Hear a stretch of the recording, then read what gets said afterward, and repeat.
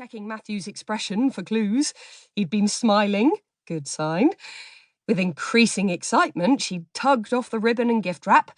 Her hands had trembled as, giddy with anticipation, she'd lifted the lid on the box to find a £9.99 pair of hoop earrings from Argos. She knew how much they'd cost because she'd checked their website. After that, Amber's Christmas had no more sparkle than a can of flat cola. Hell, she'd be 30 next birthday.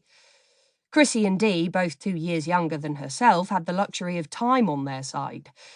If Matthew didn't hurry up and get on with it, she'd be creaking up the aisle on a walking stick en route to the post office for her pension. Chrissie was inclined to agree with Amber when it came to proposals. At heart, she was an old-fashioned girl and wanted an old-fashioned proposal. She and Andrew had been together for 5.5 years. In the beginning, their relationship had been full of passion, laughter, and impulsive romantic gestures. Granted, things changed when you got down to the nuts and bolts of living together.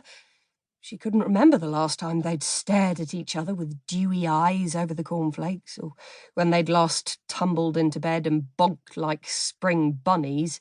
But they loved each other, didn't they? Although these days the dewy eyes seemed to have turned into scowling on Andrew's part, and the bunny-rabbit bonking had become an infrequent coupling that was more perfunctory than passionate. On the rare occasions it happened, it had left Chrissie totally unsatisfied. She pushed those thoughts away.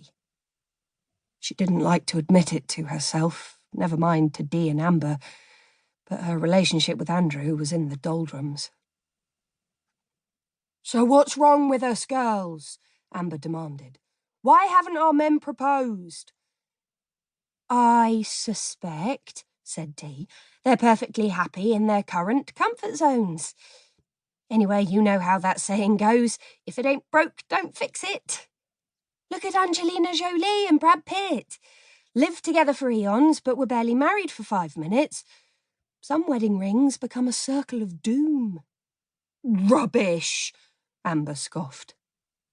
"Talking of wedding rings," said Dee conspiratorially, "over the Christmas break I spotted a certain person at Blue Water Shopping Mall peering into the window of a wedding ring shop.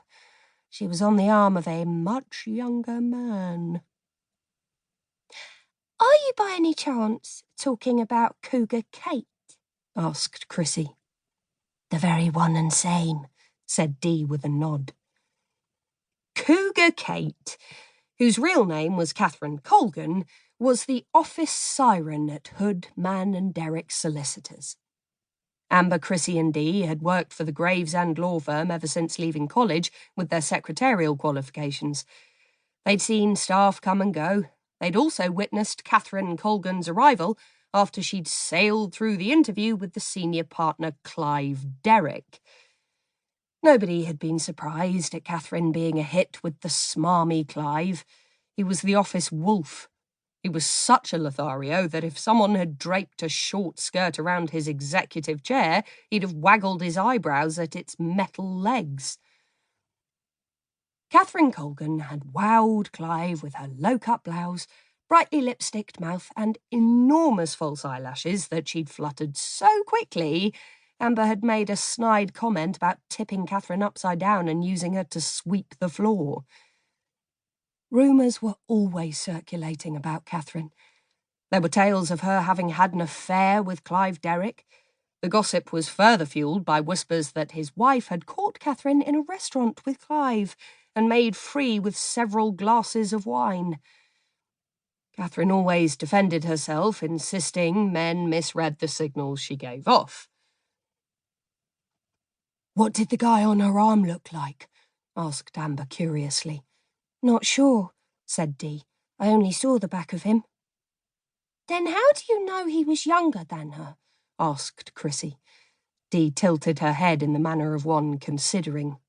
"Well, for starters, he wasn't bald. In fact, he had a lovely head of thick hair. It reminded me of your Matthew," Dee said to Amber, "and he was slim."